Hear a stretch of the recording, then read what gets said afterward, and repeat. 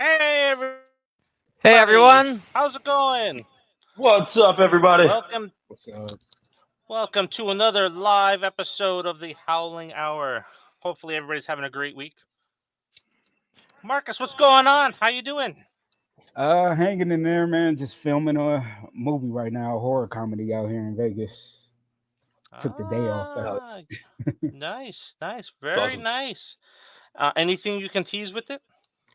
Has something to do with a killer doll and an ex-girlfriend that is resurrected from the dead at the end. That's the most I'll say. Fun. Yeah, That was killer. good. Megan has kind of reshaped everything that's coming. We got Subservia that came out with Megan Fox or whatever her name is. We got another adult AI dot movie coming out. We have Megan 2. Too many doll movies, I think. Oh wait, Megan 2's coming out? Yeah, Megan Yeah. 2's coming out next Going year. on. Megan No 2.0. That was greenlit. shit. Yeah, that was greenlit right after the first. Listen, man. When I saw Megan 1, I'm not gonna lie to you, that shit should have been rated R from the get go because that was incredible. Well, You saw the TikTok unrated cut, changed right? that. Huh? You saw the unrated cut, right? I did not. But again, when you're in the theater for the first time, like I immediately thought, man, this should be rated R. You know what I mean? Like immediately. Because it reminded me of a better version of Chucky, like a more up to date, better version of Chucky. It should have been really, really brutal, really, really scary, you know. And to dumb it down, I shouldn't say dumb it down, but you know what I mean. Bring it Yeah. down to PG-13. It kind of gives the, I guess, the essence of like a really good horror movie out the window for that. It became like a good time rather than oh, that was a good time. You know what I mean? Well, that's the power of TikTok there going, where once that dance went viral, they're like, oh, we got to tune it down so we can have all the little teenage girls going and see it. Oh my gosh. Yeah, what teenage girls are watching horror films? And I get it. Listen, there's a percentage of people, right? But who is your majority of your fan base? That's what you should go with. I mean, Dave, you were in analytics. You know when it comes to Who's data. buying the tickets is the real Yeah, question. who's buying the tickets? Exactly. And I mean, it's the same thing with Marvel, right? In the MCU. I mean, every piece of crap show they ever came out with doing terrible, but then Deadpool Wolverine comes out, makes what? Fucking $1 billion? Isn't it the number Come on. one rated R movie as of right now? Domestically, yeah. I Yeah. think, right? Domestically, it's not internationally yet. I didn't catch that question. I was looking at comments. What was that? The Rated R. internet rated R. Deadpool is number one domestically, but I don't. Is it internationally yet? I don't know. I I don't have think so. let me. Yeah. I don't know. Oh, and to your point about them bringing in too many doll movies, I mean, they did cancel it out by canceling the Chucky season, season 4 or whatever? They canceled that? Mm-hmm. Yeah, but that got bad. Yeah, No? season 3 was just all over the place. Yeah, I heard a bunch of mixed reviews from. Again, these are my friends that love horror, and they were like, the first season was great. After that, it kind of. Yeah. And you know that was the whole. I mean, like I said, me and Dave talk about a lot of good shit when it comes to horror, and that's why I love our conversations. We always are like, hey, the times are always changing. You always have to up to date the horror of what people are afraid of now, right? So, like in the 80s and the 70s, it was like a bunch of voodoo. So here comes Chucky. Holy shit. You know, it's based on voodoo, everything else. It's scary, right? And then Furbies come out. They're a little creepy because you have Gremlins in the 90s as well and all this other jazz. Great, right? It's playing on people's fears.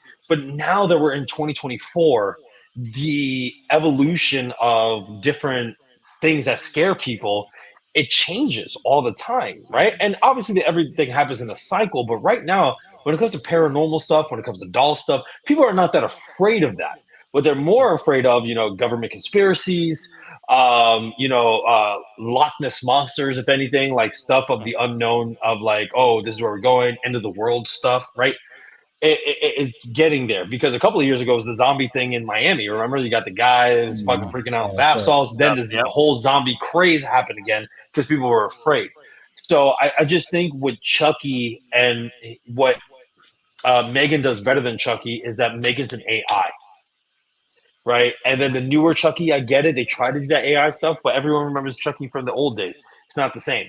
But you get a whole new AI program, and people are afraid of AI, especially taking jobs, taking over the world, all this stuff. So if we saw like a Matrix horror movie, I think people would be afraid as well, right?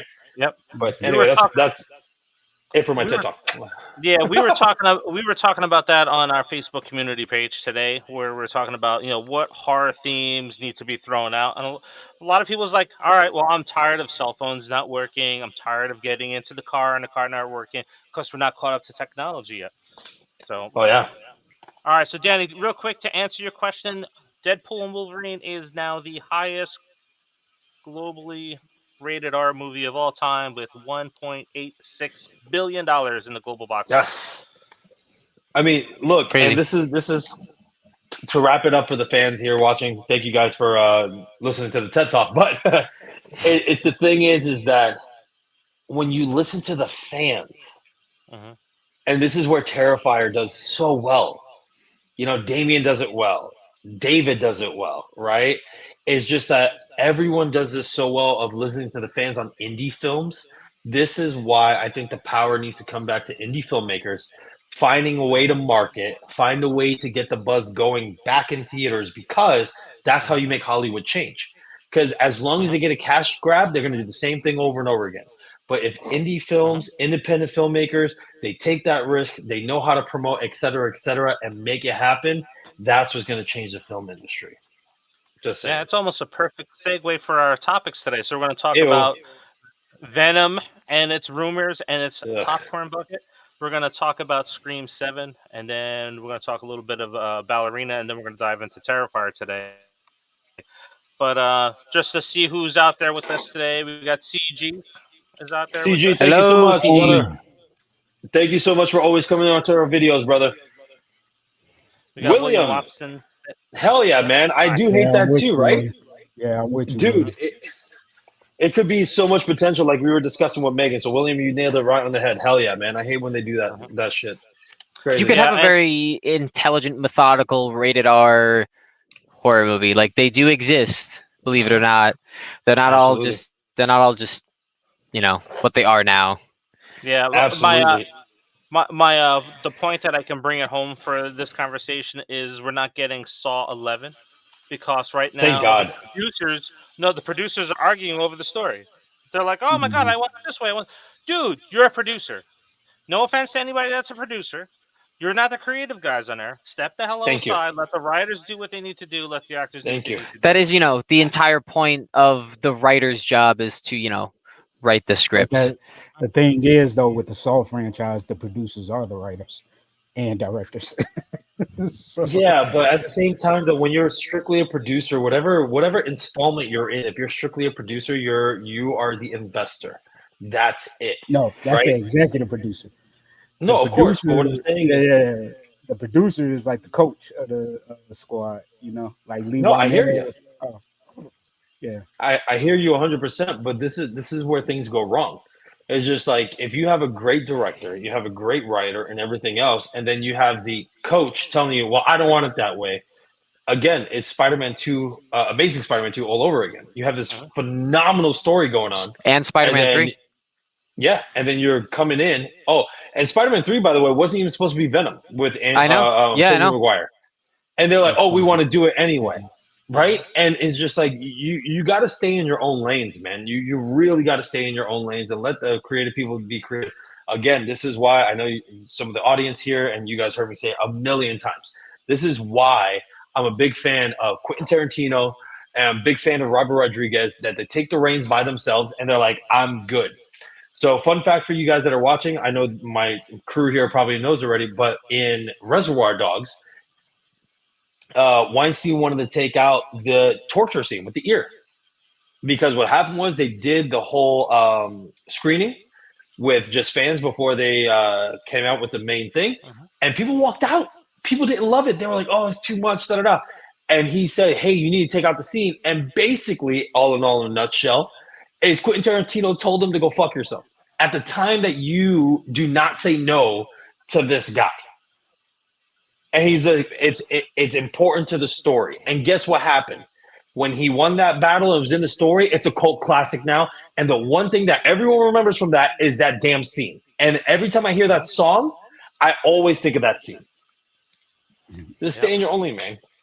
All right, let's close out our topic on here. So we got William saying that's why I love Leone's approach to horror and his filmmaking with Terrifier 3, Mhm. is no one nobody telling him, no, you can't have too much violence and gore. Well, see, that's again, He could, it's Yes.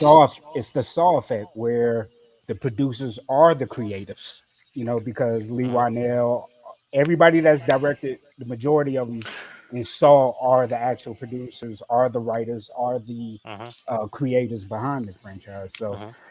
like, I agree with Danny 100%. Like, producers, we should stay in our own lane. But if you are also the creative and the creator of the IP, what you gonna do? you know? So would you? No, So I agree here's a with you, question Marcus. then. I agree with you. Yeah. Here's a question then. At that point, if all these producers are also the writers, directors, and they're all working on it, and they're all indecisive about how they want to continue the story, shouldn't you, as a content creator of any medium, make the intellectual decision to take a step back and maybe hire actual writers If it was that a do this perfect for a world, living? Because if like if you're thinking about it intellectually, they're butting heads, they're not getting anywhere. Then you bring on an actual creative team that are not just butting heads to butt heads at that point. No, I agree with that, but I'm gonna have to chime in on a little bit. So, Okay. yes, you're absolutely correct. If your team is not making progress, compromises always suck for anybody on both sides, right? You really want to make an IP really, really good. If to Marcus's point, if you're the original creator and you have this vision, then you should always listen to the original creator of where it's going, especially when Saw 1 and Saw 2 were Is absolutely James phenomenal. Wan back? I don't know, Marcus, is James back? not for this new one. I don't think so. I don't think Oh, he okay, had his then never hand mind. in it for a while. Yeah. Well, but that goes to show you though, because the Saw franchise, you know what I mean? There were a couple of good ones, there were a couple of terrible ones. I think they really messed up on the seventh one, and the reason Thank you. why is when they went to Thank you. wrap up the story, even though fans were right that the doctor still survived, you should never put that in the beginning first scene that he did. You should have gave Yeah. it to them. You should have gave it to them at the end and revealed all of it at the end. You should never put it, oh, here's what you want. There you go, right? It ruins the suspense because they could be wrong, especially if you have a great story that's throwing them off. They could be wrong, right? And so I think after that one, it kind of messed up the stories a little bit. This last Saw, even though it was a prequel, I heard it was pretty good. I saw some scenes that were pretty damn good. But when it comes to what your point, Noah, is that if you're the original creator, your final say should go, especially with your story, how you want to flow, yada yada. Well, yeah, absolutely. But if the original creator is out, then yes, if there's no progress, you should always get an outside perspective to try to grow into more. So I do agree with you partially. It just is a very complicated subject when it comes to. Oh these yeah, things. see, I wasn't talking within the context that James Wan was still on board, because if James Wan, the original creator of Saw, was still on the creative team for Saw, then absolutely it should go to James Wan, especially with the rap sheet of horror films that he has. Him Yeah. and Lee So, Wynell but yeah, I 100% don't think agree. James Wan's been on it since. Did he only directed the first two, right? And then after that, he was done. No, he I think so. only directed But- the first one. He and Lee Okay. Wynell wrote the first two.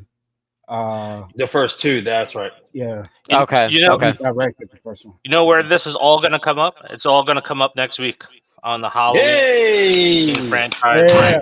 Oh my god, it's Oh, all please. gonna excited come for up it. right now. I got like I'm watch. I just finished 6, and can I tell you, I had to take almost a 2-day, like a full 48-hour break from this franchise, because like I'm watching it, and the entire premise of nothing Producer's cut. hits me in the head like a baseball bat, and Producer's it's cut. No, cut. no, stick to the theater cuts, man. Stick to the theater cuts. Listen, Oh, so man, you guys I'm still gonna watch I'm gonna be the- honest with you guys. No, I'm gonna be honest with you guys. So I still have to watch in sequences, but what I did differently, because Dave knows my mindset. I'm always into what the director's thinking, what the original creator is thinking. So all I've been doing these last couple of days, bro, is watching interviews with James Cameron. Not James Cameron, excuse me. Jesus Christ. John The creator Carpenter? of this. Thank John you, Carpenter. John Carpenter. Jesus Christ. Shoot me in the face right now. Too many boots. Anyway, no, so John Carpenter, I literally been watching every single interview he has to say about all the sequels to Halloween. With Rob Zombie's Halloween. I've been deep diving into that because, like I told you guys before, me and my production partner, we played with the thought of, doing our own fan film in the future of Halloween. And dude, hearing this guy talk about Michael Myers, and then now me gonna go back to watch all these sequels, I get it, bro. Because even just based off of memories, I'm like, oh shit, this is John Carpenter's original, what he wanted, why he had Michael this way, da da da. And I'm like, oh, it makes so much sense. And that's why now I appreciate the first remake of the 2018, right? 2018 one. That's why I appreciate it. However, I still have gripes with it because of his original vision. And I'm like, oh, okay. Right. So like when I watch these sequels for our next discussion, man, I'm gonna go hard. Heel Danny may come out, but like I've been literally nothing but just picking John Carpenter's brain in these interviews, man. Yep. It's amazing. So those watching right now and those who will be watching in the future. So for combat ranking, our first one was Aliens, and it turned into a drinking game for me. And I plan on getting a bottle of whiskey for that one because I know I'm going to be upset by some decisions. Now, before we do jump over to our first topic today, just want to end it out this topic on Saw with two comments that we have on there. So we got William agreeing with you, Danny. Right? Exactly. Thank you, Don't spoil William. the premise. And then we got Don't Fear the Reaper. Saw X surprised me. I saw the trailer and I'm like, okay, so they're just doing the same old thing. But boy, was I wrong. Yes, it was an amazing movie. Yes. All right. Don't fear the Reaper. Come on, baby. I have Vietnam flashbacks from that song from working at Reaper's Revenge. So now Wake up in the night. Oh no. We're moving on now to talk about Venom. We're going to talk about something that is kind of plaguing me a little bit, and it's popcorn buckets first. We're going to talk about the good side of Venom. So if anybody's aware, we have an interview that Danny and I just did that dropped this week with the designer and creator of a lot of the popcorn buckets. Yes. The Ghostface bucket that popped out, so go and check that out on the channel. But my God, we'll take a look at this popcorn bucket. I don't know if you guys have seen it yet, but let me go ahead and pull that up on screen here for you because... Did he do this one too? I don't know. I didn't ask him, but all I can say is like, my God, every time I think I'm done with these damn popcorn buckets, we get something like this. That's incredible. That's incredible. I didn't even see Son of a bitch. Right? That is freaking amazing. Oh my God! Like, I hate all of you because I say I don't collect popcorn buckets because they take too much space. But you know me, I'm a Marvel fan. I have Miles Morales popcorn bucket and Spider-Gwen popcorn bucket. I'm gonna have to get this one. Hey guys, you assholes! I have a question. Yeah. Do you see that white splotch on the middle of Venom's chest? Look at that. Yes. That looks a little Spider-Man-y. If I've ever seen a Spider-Man emblem, that might be one of them. Yeah. Well, not only that, remember Venom doesn't have white on him at all. No, it's just like weird grayish white veiny texture. Correct. And so now we have this. I don't know, man. That's a good Easter egg. Good on you, Noah. Yep. So now if it is Chex who has designed that on our podcast or on our interview, he did go ahead and mention it's like, hey, I want to do what's for the fans and what the fans want, and the fans want the white spider on Venom. Yes. So it could be very much done by him because that he knows he's got his finger on the pulse on what people want. So I'm thinking that's him. Now that's going to be available at Regal. I don't know the price, but I'm thinking it's probably going to be $30 to $35. I'm not gonna lie, dude. I'm so upset at myself for not getting the AMC bat signal because I was there. I was right next to an AMC. You get it now. Dude. No, I could have. Pre-order. Dude, I went to the bat signal. Like there was a bat signal. They don't have it anymore because I was just at AMC watching Transformers. They don't have it anymore. And dude, honestly, when I saw that bat signal, I was like, I don't know. And then one of my friends got it. I'm like, dude, that's incredible. Why? Why did I not get the bat signal? Can you order it online? Then I'm going to get one. Yeah. Oh, I'm going to get it. What is it, like 35? Yeah. So theaters are getting smart now. They're doing the pre-orders for them. So and this is how I found that out. So the Beetlejuice popcorn bucket for the sandworms, it dropped. And I went to go get it from Marcus at Regal. And people lined up at 4:30 in the morning to get this bucket, only to sell it back online for 3 times the damn price. And that day, Regal announced, guess what? We're pre-ordering it. So the Batman lights up for pre-order. Some of the stuff that's sold out in the theaters, they're making available online. Oh, like, nice. surprise, Yeah, I bitch. went to the right now. I'm at the AMC shop. They have it. Hell yeah, dude! I'm gonna buy it, dude. It looks incredible, bro. In the middle of a And live stream, Batman symbol logo acquired. Yep, it's $36.95, dude. I'm gonna get that because I don't know if I showed you guys because I'm trying to get on your guys' level. So a lot of my stuff, because I live in an apartment, a lot of my collectibles are in my storage unit, and I bought 2 clear cases for just the stuff that I had at home, right? Besides my my stuff in the storage unit. And one of them is my DC stuff. I have Red Death Batman. I have my glow in the dark Nightwing, which is a variant cover, which again my best friend Paul got me, and he also got me another variant cover of a Nightwing. So I have a couple of Nightwing comics that are all variants because I'm his Nightwing. He's Batman, right? And dude, I would love to have this in my case right now at home, just sitting there. I think it would be a great addition to my collection. So guys, go get it. Yeah, what's nice about this one too is I have it on top of my media rack inside in the video store here. So you only need about that much shelf space, and it sits up there perfectly. So it's not like the older ones that come out and they're like this wide and you can't sit it on a shelf because it falls off. Oh, dude, my Spider-Gwen. Oh, go ahead. I'm sorry. No, go ahead, Marcus. Sorry. I was gonna say my mom called me this morning and told me she found my old glass mugs from McDonald's when Batman Forever came out. Oh wow! Yeah, I was like, Mom, all those. I said, Mom, wrap it up in newspaper right now and keep those for me, please. Yeah, those things were fire. Yeah, dude, they were fire. These popcorn buckets are going crazy right now. This is the best time to be a moviegoer. Absolutely, William. Yep. Absolutely. Yep. And you know what? Yeah, these popcorn buckets are awesome. CG, you're absolutely correct. And you know what, man? If you see the Spider-Gwen and the Miles I have, dude, they're humongous, bro. Like, it's just their head. But Miles is probably like this big, honestly. And then Gwen's, because she has the hoodie. Yep.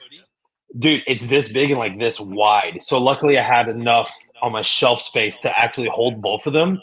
Incredible. Incredible. You know what, popcorn bucket, and I want to see if what's his name does like custom orders, because I would love a Gwenum. Oh yeah, Gwenum. A Gwenum popcorn bucket would be. Look, we know the guy. They're going to make a Spider-Verse 3, so maybe that's where you get it.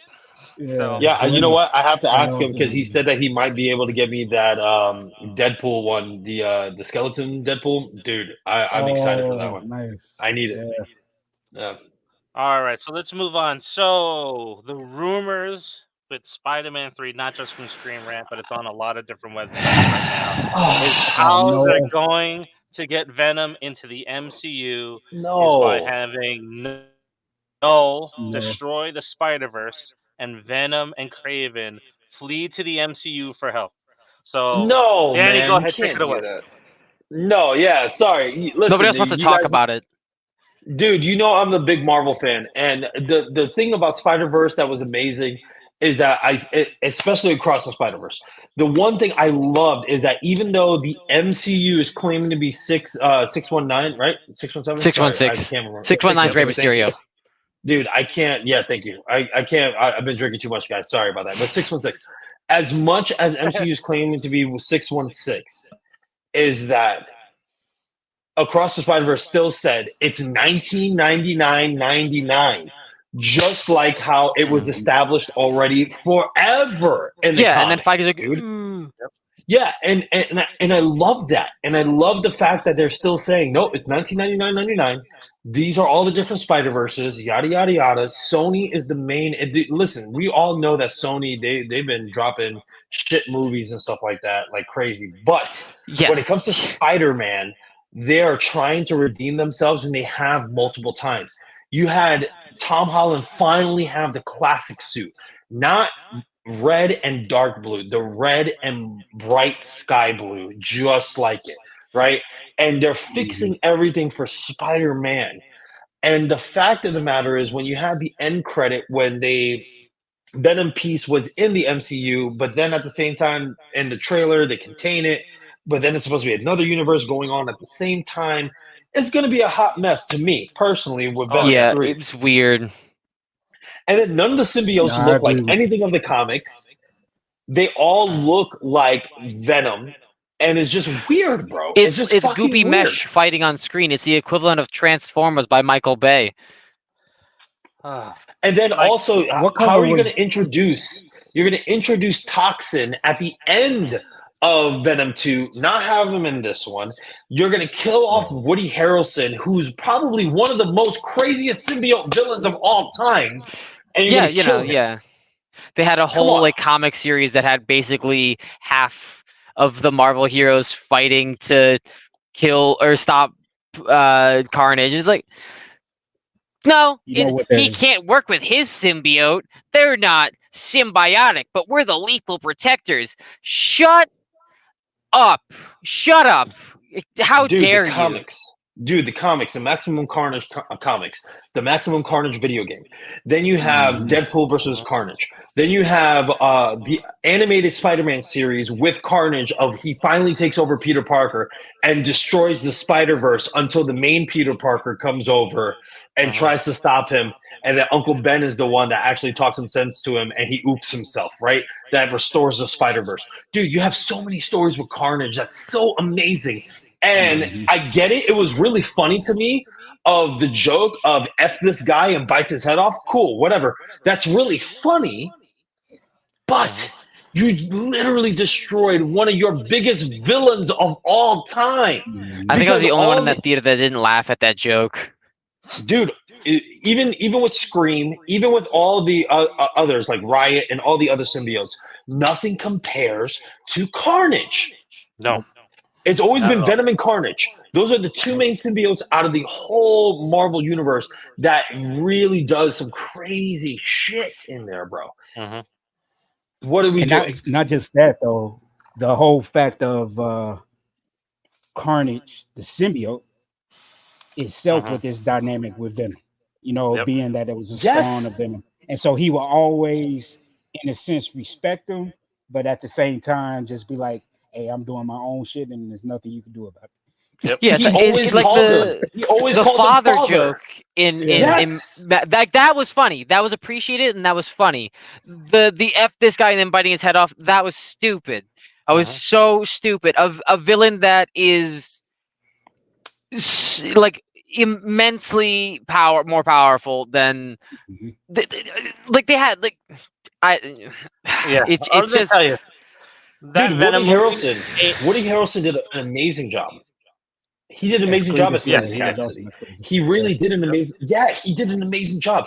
And so, like you said, it's just like in all the comics, all the cartoons, the video games, father this, father that, father this, right? Even Toxin. When Toxin comes, for the first time, you had Carnage and Venom try to fight him, and he destroys them. And it wasn't until Peter sits down with him because Peter couldn't beat him. Peter got his ass whooped. And Peter finally was like, you know what? I always wanted a friend. Let me go ahead and sit and talk with him. And they had an amazing conversation that made Toxin stop. Yep. If And that's when that he didn't started being happen, good. Yep. that's what I'm saying. Well, yeah, kind of good. But what I'm saying is that it shows the character development from all over the place. It shows the character development of Peter. It shows the character development of everything and how this symbiote it cannot be stopped whatsoever. You know what I mean? Unless an X-Men or an Avenger or somebody else comes in. It's just like, here's Peter's growth of being the Uncle Ben for somebody else. Yep. Because Go ahead, did Toxin have Detective, what's his name in that moment in the story? I can't remember. If I'm not mistaken, I could be wrong, but if I'm not mistaken, it was yes. the detective, yes. Yeah. Yeah. So real quick, like Venom, I liked the movie when I saw it in the theaters, but within a few days it already started aging poorly because of how bad it was. Now, I really would know, if you build that character up to do that in a Spider-Verse and just have him to come over to the MCU to get shit on in the first Spider-Man movie, we're doing the whole Kang thing all over again. Like, we have this awesome villain, we bring him over, and then he's done. Yeah. Just He Noel gets is rocked by really- ants. Yep. Noel is a Avenger level threat. Yeah, and then also Yeah, to your point, Marcus, to have Null in there, right? He's the king of the symbiotes, bro. This should be a multi-level He movie, killed like Nowhere. Avengers. Well, that's what I'm saying. But what I'm saying is, it should be a multi-level movie Yeah. of fighting this threat. And what you can really do, especially with the Spider-Verse, instead of destroying the Spider-Verse, remember, they had every single Spider-Man come in multiple stories. You can have every single Spider-Man coming to fight Null, and then, he kill them off one by one or whatever, have Madam Web involved, just like in the animated series and all these other things. Dude, there's so many things you can do, but just have Null in the third one. What the fuck are gonna do where there's no Spider-Man? Yeah. Not even one. You're gonna kill the desire to see Venom in the MCU. The only good thing I say coming out of this film is the rumor, and I hope it is true, that Norman Reedus is Noah. No, but that's fine. He's a great actor, but again, No. I'm with you. Like, they're gonna waste him. They're gonna waste him as a character. point. But I'm saying, like, the only upside is just seeing Norman Reedus' performance in the character. Of course, unless let me be a little bit anti Danny Heel, right? Wrap it up, Danny. Wrap it up. Yeah, I'm gonna wrap it up. Unless this ties into Secret Wars, unless they don't have Null die, and it ties into Secret Wars, then I can say that would be great, because now you're not killing this threat, and now you have the Secret Wars wrapped in with him again, even though it's not in the original. And then that's how Spider-Man gets his emblem. Yes, thank you. And that's how Spider-Man Tom Holland gets his fucking symbiote suit. Absolutely. Because what they could do is they could take Kraven and then just take the symbiote into Secret Wars, and then unfortunately you kill Eddie Brock in the final Venom movie. No. Do you really want to bring him over, like, and have him in the Secret Wars storyline?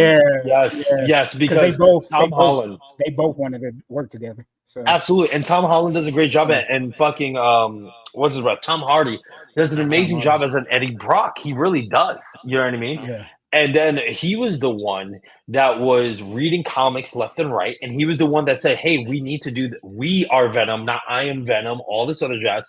So Tom Hardy's a fan of Venom.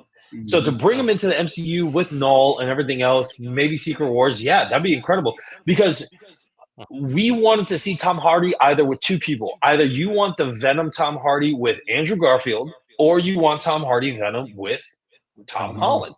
Yep. It's one of the two. Yep.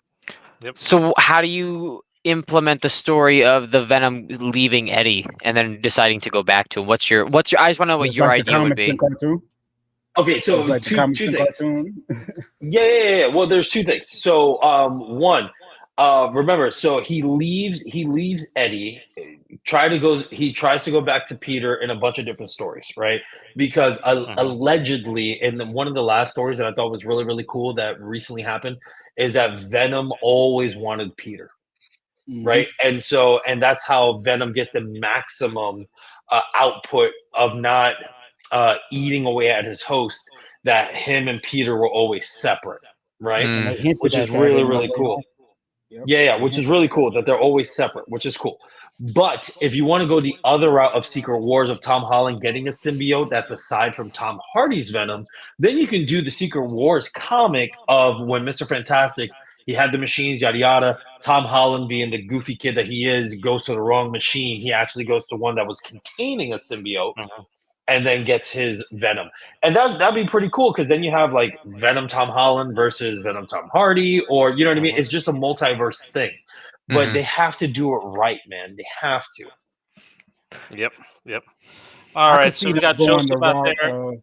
Last thing, I'm sorry. I could see them going the route from the Spider-Man 2 video game too. That's true. Of how That'd be nice. he got the to have Flash Thompson as Venom instead. That's cool. Joseph, how's it going? Thanks for joining us. William, if you think he's hyped up now, wait till next Sunday. That's what I said. William hasn't met Heel Danny yet. William, you haven't even seen Heel Danny yet, boy. I'm like The Rock. Do you know what I'm cooking, son? Do you smell what I'm cooking? All right. So with the popcorn bucket out there, William thanked me, but Thank you for your thank you. You're welcome.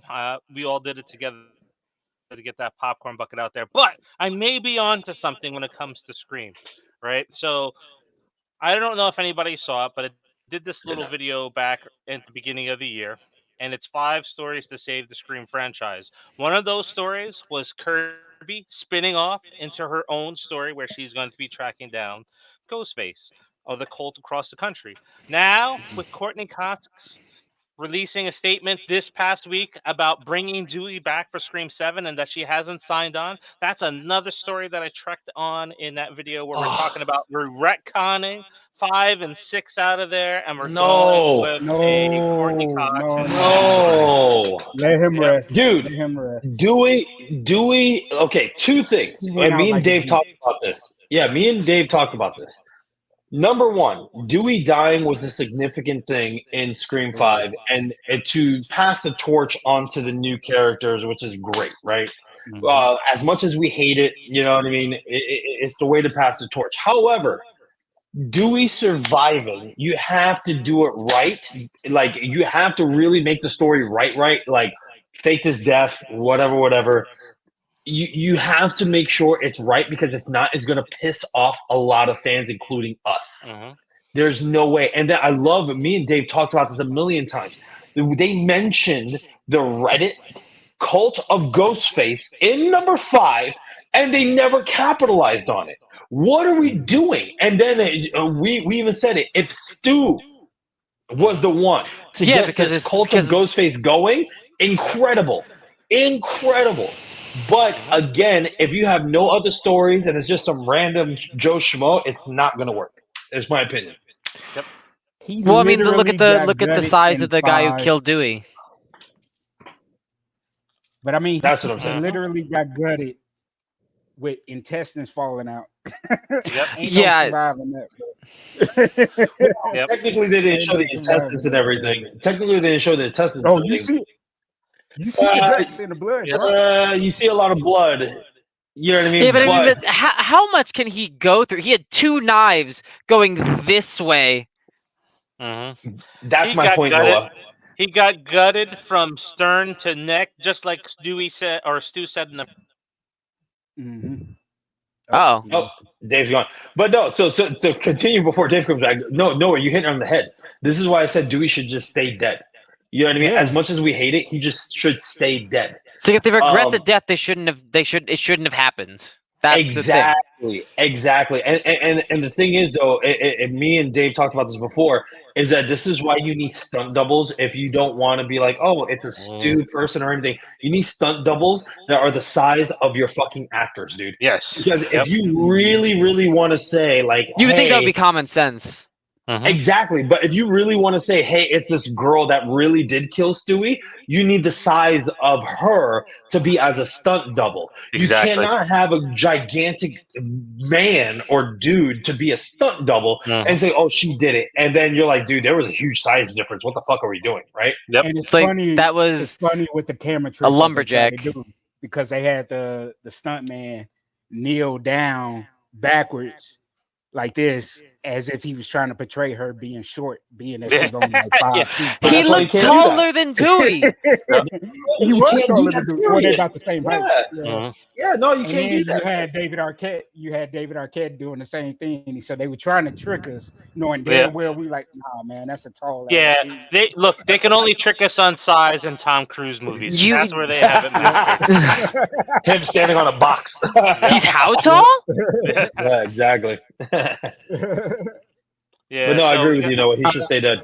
I am excited for Nev coming back. Ooh, I just wish that it still stayed on Jenna and Maria's characters. Yes. I hate what they did to Maria. This universe, this universe is unique. They can come back to it. But CG Scream franchise was done. She ain't coming back. Well, she'll come back. They're going to throw money to if this fails. But CG, tune in the end of next month because I'm rewriting Scream 2 all the way through 5, so you'll enjoy that. Well, CG, look, also to really quick to add to CG. CG, I would disagree with you just a little bit because, me and Dave, again, we talked Scream so much. And they had to rewrite Scream so much because it was the boyfriend again. It was this, right? They didn't want it to be like part one, yada yada. Scream 3 on paper, Scream 3 on paper was incredible. It was poorly executed. And then Scream 4, the original idea that me and Dave discussed, was amazing. To have Nev out and to have her cousin, the new Sydney, and all of a sudden you have all this other shit come to her instead would have been great for the franchise. But for them poorly executing Scream 3 to rewrite Scream 4 to still have Nev as the main girl, because we all love Nev Campbell, obviously, as Sidney Prescott. It did after 3 and 4, man. It did really, throw off a lot of the Scream franchise. So I'm hoping they tie it in with a pretty bow, for these next couple of installments. Because for me to have the main character, because her dad is Billy, to make her deviate from that at the last second, to me was a little awful choice, because you had her fighting against it so much. And then she became more like Billy and kept on and kept on, for her to just be like, at the end, I'm good. I think that's a regression of character development then into the character development that we had with her.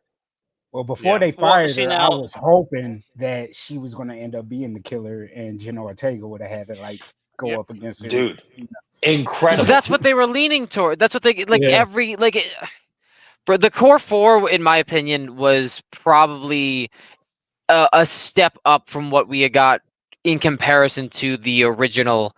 I guess you could say Big 4, which would be Randy, Dewey. I'll grant it, Dewey, favorite character of all time. But I just think that the emotion that they all had for their characters, and how much they actually all genuinely cared for each other, really showed on screen. And I know Courtney Cox and David Arquette were married, but their relationship kind of played their climax and downfall really played out on screen, and you saw that in the films. But with the core 4 and 5 and 6, it felt so much more I don't know, engaging. I just enjoyed watching the newer films with them more. I also just I hate Gail Weathers, man, so she much. Died. She should. Me and Dave agree. She should have died. Unless she is the leader. Unless she's the leader of this cult. But they have yet to capitalize on this shit that fans are screaming at them. We're screaming at you. Just listen. She got stabbed. She got stabbed hardcore, and you're telling me she survived that? Get out of town, bro. Yep. Now, Marcus, to answer your question, I think if Scream 7 bombs, there's going to be changes at Spyglass, and they're backing a dump truck of money up to Melissa Barrera and Jenna Ortega's door and say, please come back. We haven't made this much money since you left. And they'll be back. But that's the unique thing with the franchise, is that you can take a break from characters to explore other characters. They have it set up perfectly now, where the universe is so big that it can be successful if you tell different stories and then intertwine it back. Yes, I wish they didn't kill off Kyle Gardner's Stu's nephew, because I think he would have been a perfect. He didn't die. He didn't die. He didn't die. No, he's dead. Is he? No, he's dead. Oh no, I'm thinking of Randy's Stu's nephew. So I was thinking of Randy's nephew. Sorry. So was I. Right. Yeah, Kyle Gardner died in Scream 5. Yeah. Well, now the original plan for Scream 7 was that Leslie Mocker was going to team with Christina Carpenter, and they were going to be the two Ghostface that were doing everything. And the story was going to be split. So you were going to have Sydney in Seattle, and you were going to have Melissa and Jenna somewhere else in the country, and then they were operating separate from each other. And then Kirby would bring them all back together with Sydney, and that's where we would get our finale. That's incredible. That's an incredible premise, dude. Incredible. I told you my because then you can idea. Yeah, but then you can capitalize, like me and Dave was saying, on the cult of Ghostface. Kirby figures this out. Holy shit, this is what's happening, and bring it everything. I love that, Dave. I love it. I don't know, Danny, if you ever heard. I don't think I ever told you, but I had pitched Dave once where I had Gail as Ghostface because of the fact that Sydney was always the bane of her existence, in a sense, especially since part 4 hinted at Dewey and Sydney having a little, fling, connection there. Yep. I thought it would have been cool if they would have like went that route, but of course I they don't think didn't. that actually I'm not happened. upset. I think that was in Gail's head. If like Guys, that give were us to a ever second. come up, that's 100% in Gail's head and ego. Oh no, watch that scene again. It was meant Yep. for Dewey and Sydney to end up being together, Mhm. but they didn't play It's it out. so weird because like that is like regardless of like biology, like that is throughout the story his little sister, like their family. They're not like it's weird to make that put that assumptions in movies. In that movie, I think that seems really that seems like a forced premise if they were having like an affair.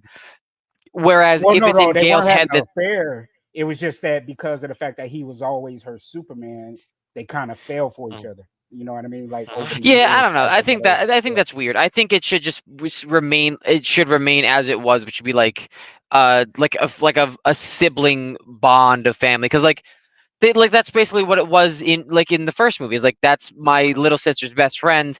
That's kind of my little sister too at that point. And then his little sister actually dies, and that and then that bond, they both survive from this trauma, like that just bonds them as family. I would like that just seems weird for me. I think that I think how you should spin that correct, how it would be spun correctly, is that Gail would assume something that happened and it didn't, and then Mhm. that's playing into like her ego, like and like her narcissism and like just her whole character of always like she's so portraying herself as this really confident person, but she's really not.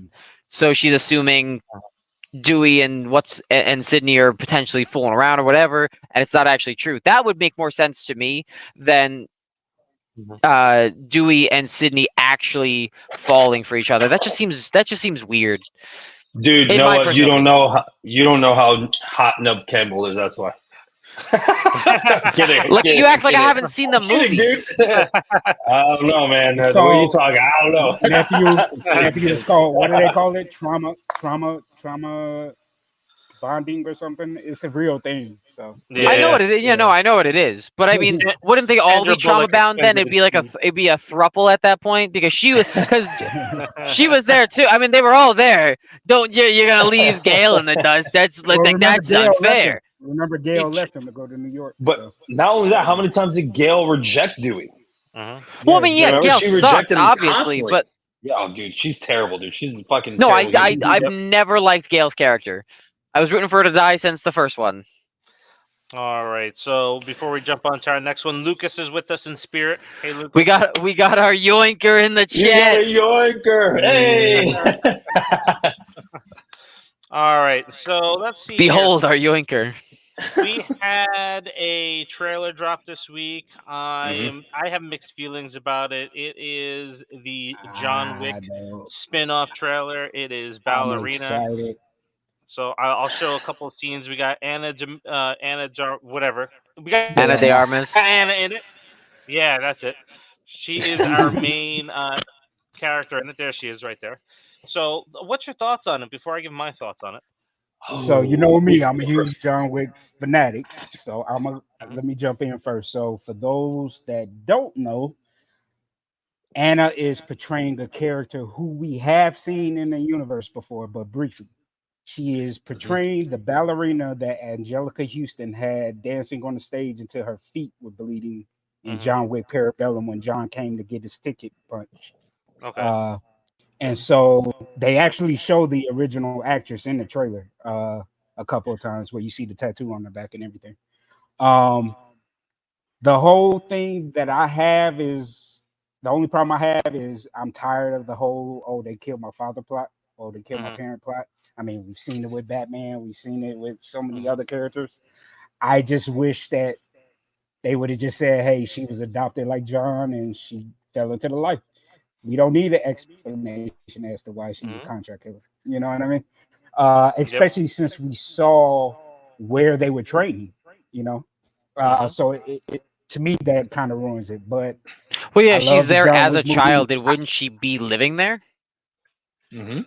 Exactly, Yep. So yeah. I mean, like, And oh, yeah, who you. knows? I mean, yeah, I think this is set between like before two, probably, but then when she's older, it's set between Parabellum chapter 4, uh, Let's because see. that's We could when probably do John some first saw her. investigation. So, and I'm wondering if that train that he gets off of is the train that takes him to where he was going. Uh, obviously, but yeah, man, I'm excited for it. This is the second time they acted together since Knock Knock, so it's cool to see them on Yep. screen together again. And it's good to see Lance. May he rest in peace. Good to see him in the role again. As Sharon. Yep. Sharon is one of my favorite characters of the entire All right. franchise. So So if we look at his face and the scars on his face for continuity wise, this is Between 3 and 4. definitely yeah. That's what I'm thinking too. It's between 3 and 4. Here's Wait my a minute. gripe. No, wait a minute. Three. But 3 he gets tossed off a building. So No, I'm thinking 2. this is 2 he gets between tossed 2 off the and building. No, sorry, you're right. 3 he gets is it tossed off 2? the building. No, 3 he I gets think tossed this is off the between 2 building. and 3. Parabellum. You mhm. think it's between Yep. 2 and 3? Oh, that's right, because he gets his thing stamped in the second one.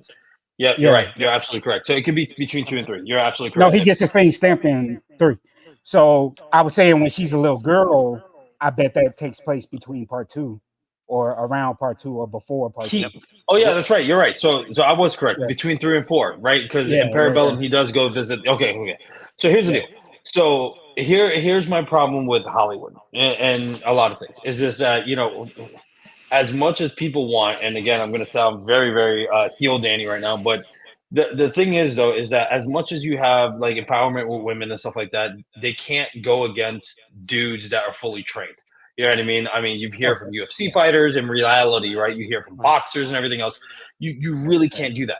For me, I want like a Ripley. I want someone that is very tactical, very very awesome with their weapons. I don't want, hey, oh, I'm gonna kick him in the nuts 5 times in the fucking movie because that's the only thing I can do. No, if you know anyone who's awesome too, so Keanu Reeves trained with Terran Tactical, Yeah, all his tactical. stuff, and there's a female there that also goes there, Tony McBride. She's a police officer. She's well known in the community.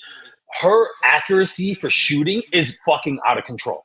Right? She just got cleared for killing a suspect and everything else.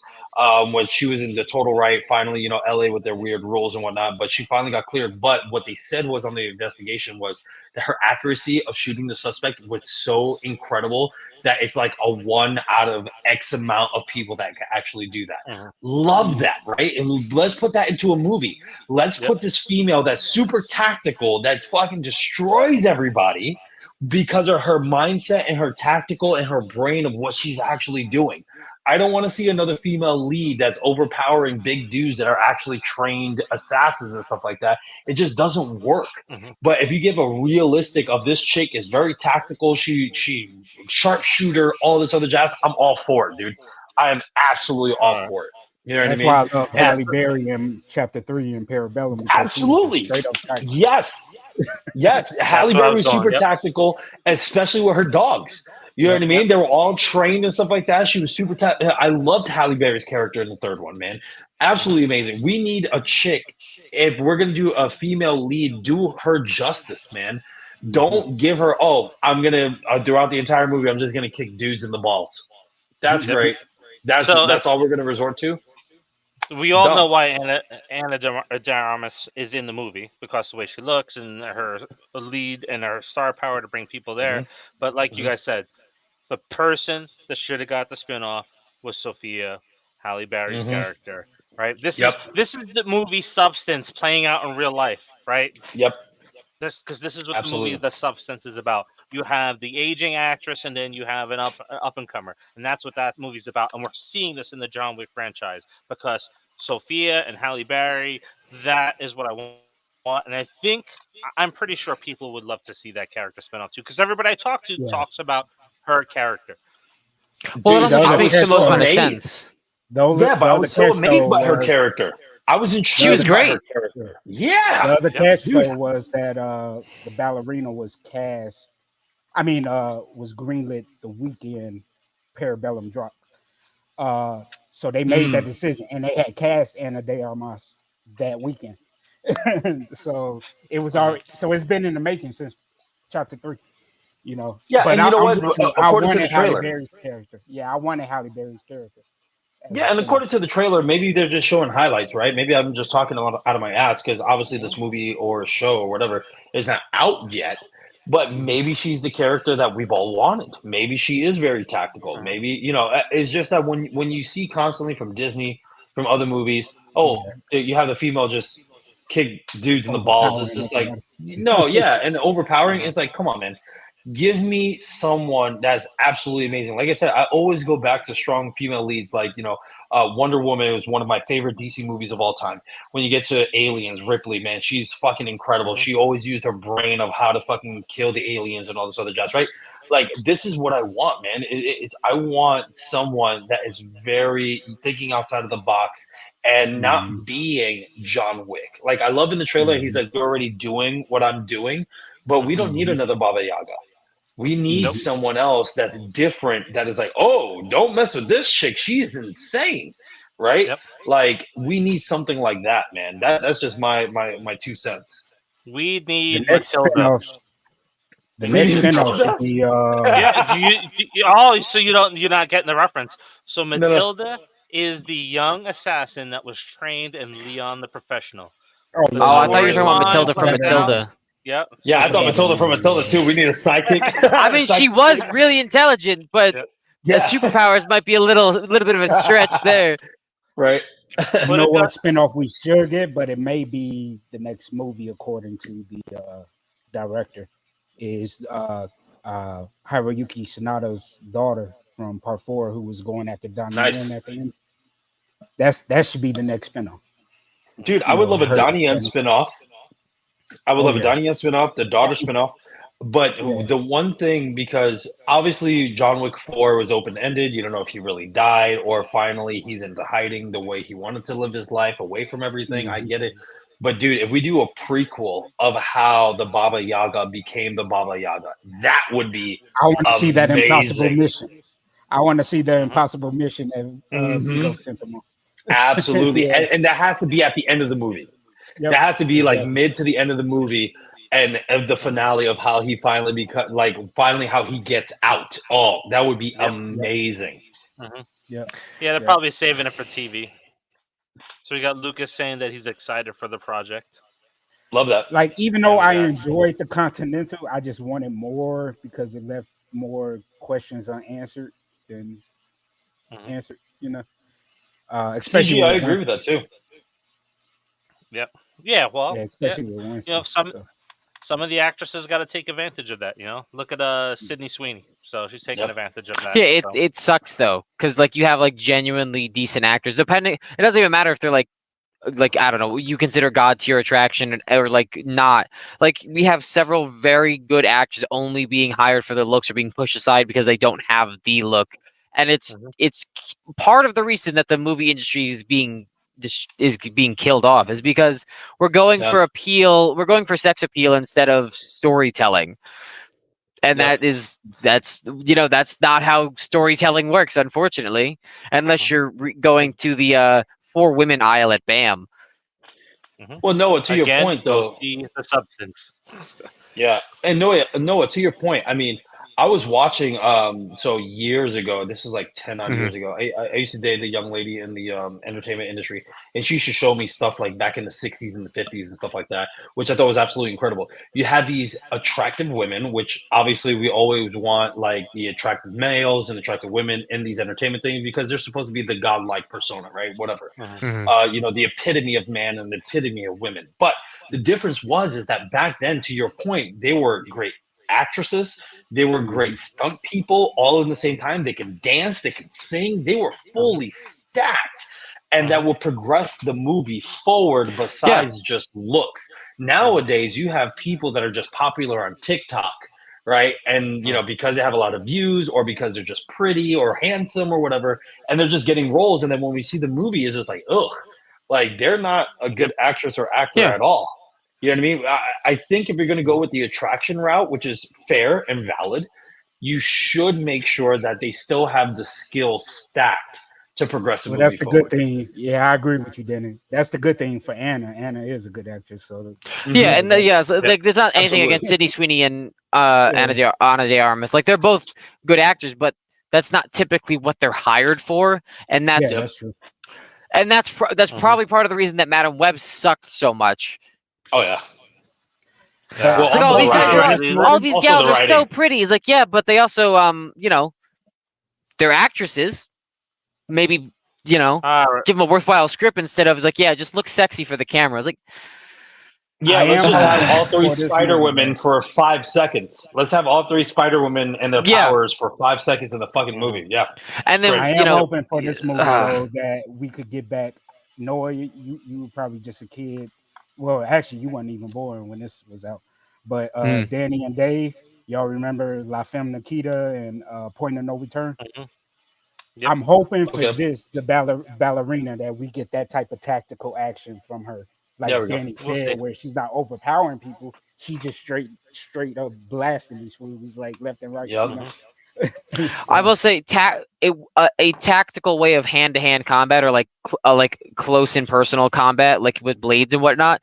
If she knows the human anatomy, she could just start slicing at Oh, yeah. like points in the body that Mhm. demobilize a person. So it's not even taking away from the action. If you want to do a tactical female combatant, you can still get all these action scenes where she's an expert Yes. marksman, as they're saying. She's skilled with knife throwing.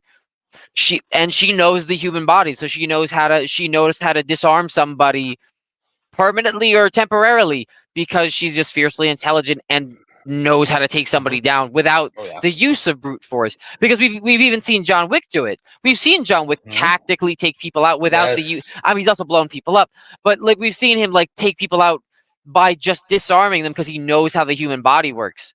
And he knows he knows counter moves. He knows counter moves to hold and stuff like that. So we've seen this prevalent in the story. So hopefully we do get that in the ballerina storyline. But from what we've seen in the trailer, it does just look like it's going to be all guns and ball kicking potentially. Yeah, and then even in part 3, with John. Hey, Kristen, what's up? Chris. It's in part 3, the one scene that I absolutely love. They all came out in armor, and he was shooting them, and he ran back into the room.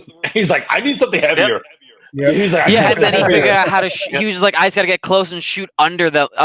Like, that's Dude, smart. When he lifted the dude's neck here because the neck is not armored, and he shot them in the neck, incredible.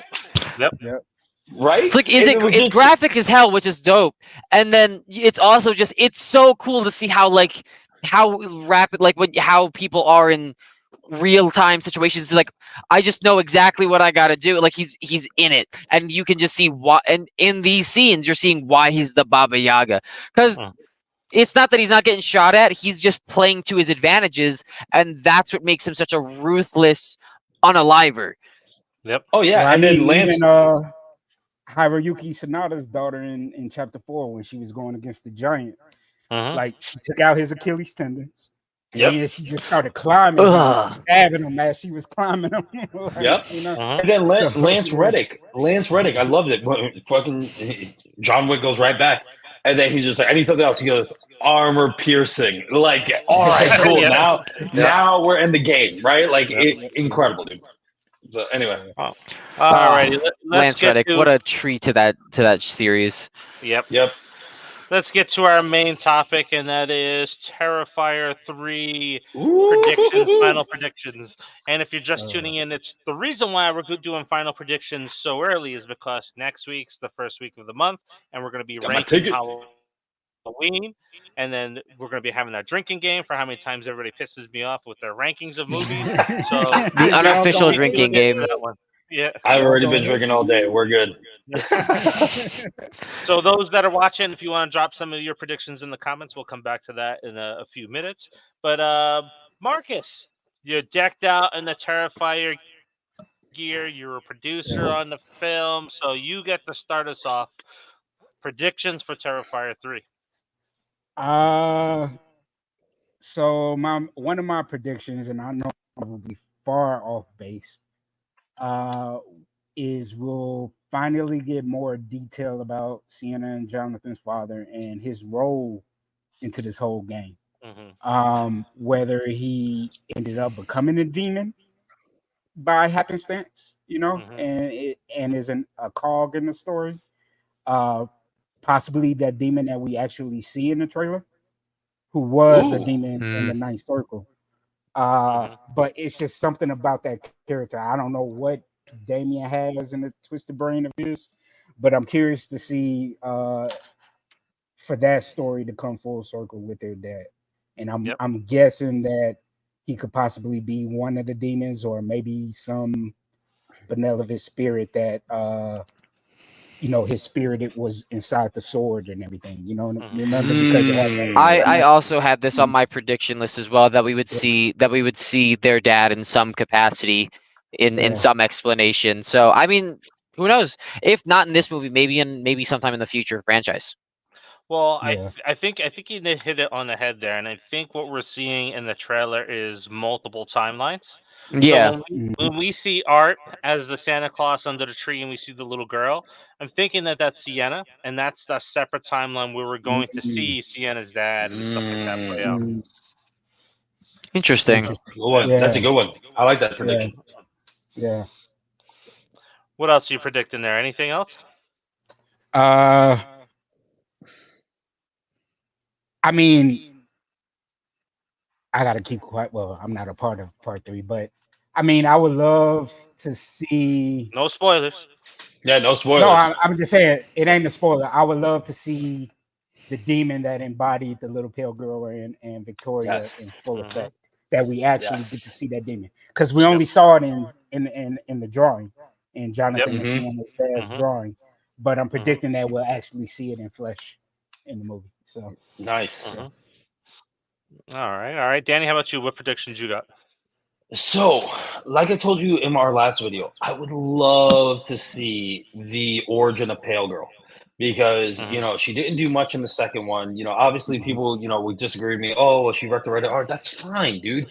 But what is this girl's origin? I would Mhm. love to see the origin finally play out Mhm. in part three of why she's connected with art, right? Mhm. And also, like Marcus said, I would love to see why Sienna's dad and her brother are all connected for this. Is this a heaven and hell versus thing or whatever, whatever? But because I know Damien loves to throw people off, because like I said, the final girl in Mhm. part one, we all thought she was gonna be it, and she fucking dies, right? Um, Mhm. I can see Sienna and her brother dying in this one, right? Interesting. And then Mhm. progressing the story some other way, right? Like maybe Mhm. they're just chosen Okay. people and there's more Mhm. chosen people, to fight against these demons, et cetera, et cetera. Mhm. I would love to see that because, obviously Terrifier 4 was confirmed finally coming out. One thing I would love to see in this one that has never happened before, I would love to see Art not die in this one. Mm. I He would Yep. gets away. love I Oh yeah, absolutely. I would love to see like a to be continued kind of thing, like Mhm. Mhm. Oh, Art kills everyone and he's going for the next chosen children, Art right? kills Or the Marvel chosen people. universe. No, not kills the Marvel universe, but I'm just saying like he kills these two, but they're not just the only ones. There's Hmm. more. And so then Mhm. Art goes into the fourth one. You see what I'm saying? Like I You really would like love to see something like give that. Art's massacre a purpose.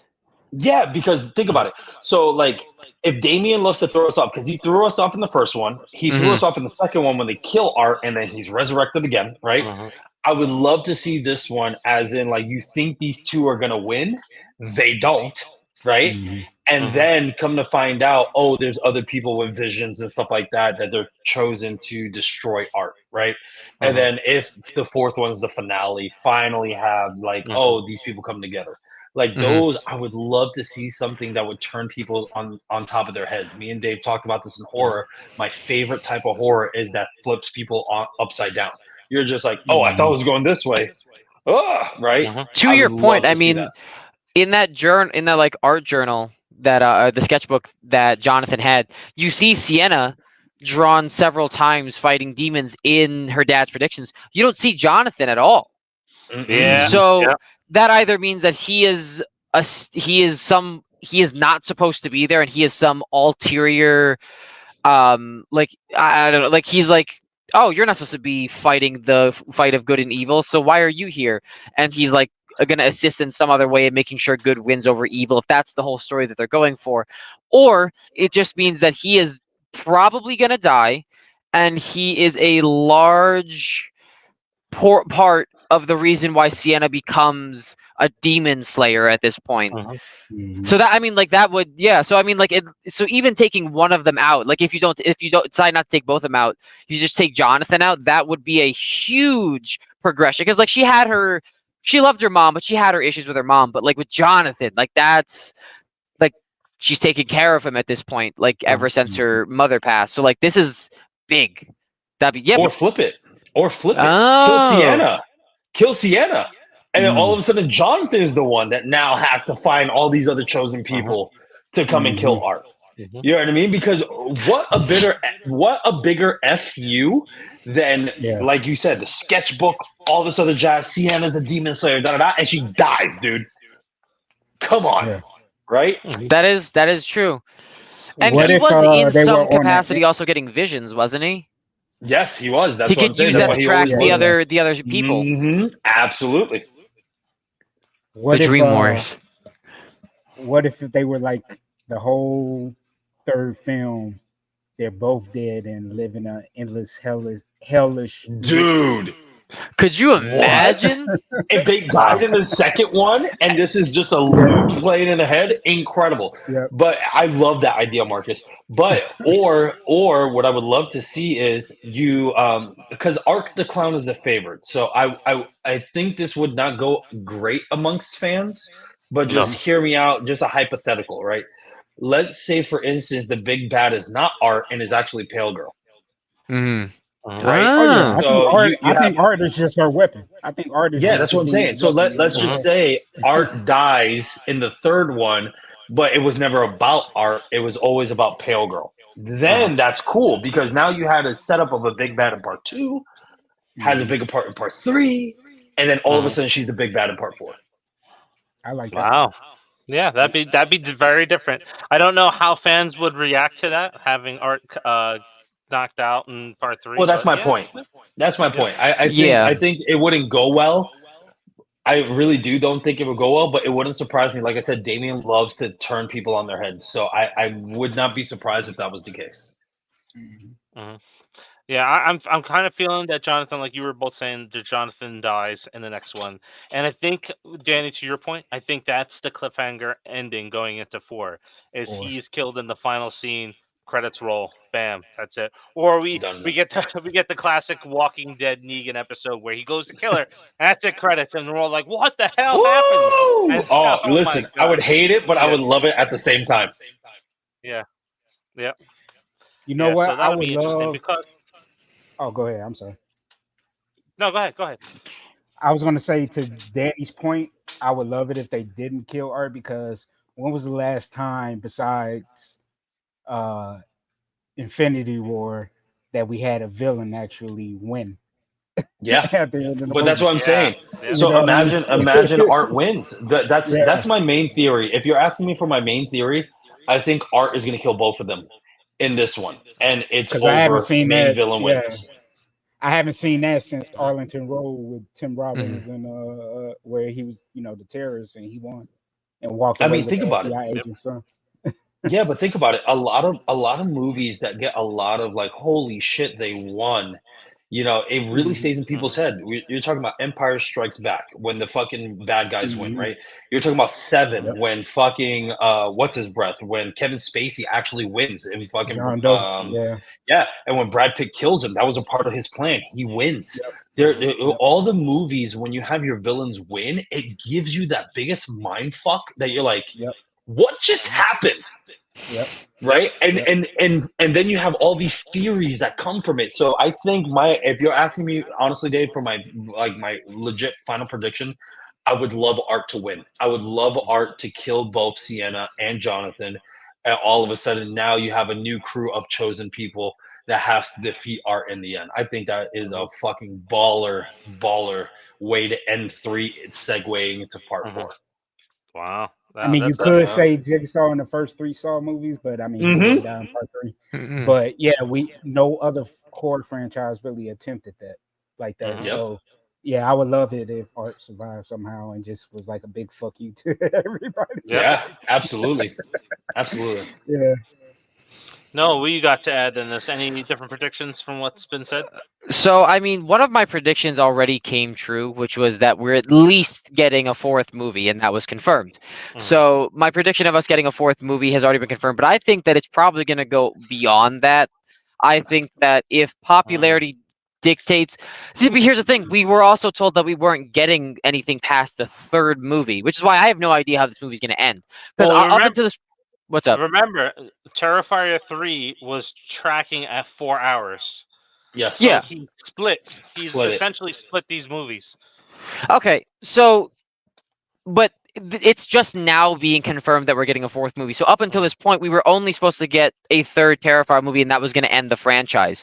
So now that we're getting a fourth movie, and it's not like a part two, a sequel to part three, you know what I mean? Like not like a continuation of part three. It's not an Infinity War and Endgame. It's another movie that could potentially either bring about, even if it's spin-offs to other characters that we're getting in this franchise, because we're getting a lot of different characters, and we don't even know who else is going to be in this until we see the movie, because we're already getting new demons and stuff like that. So there is a large possibility that this could, even if it's not Terrifier 5, 6, 7, that we are potentially getting something broader universe, because they all, every movie franchise does this, right? We've seen slasher franchises, right? They always leave it at it's over until the next one comes out. So we've seen this a lot. Yeah. I don't want it to be that case, because Damien does know how this works. He knows the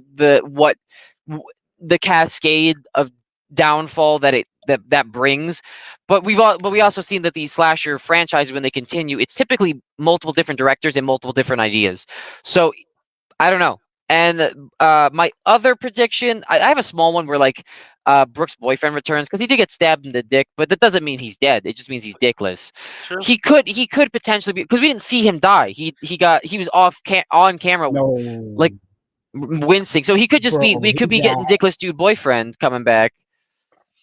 So there's a 'Cause he difference could've- between being castrated and having your sausage and beans completely ripped off.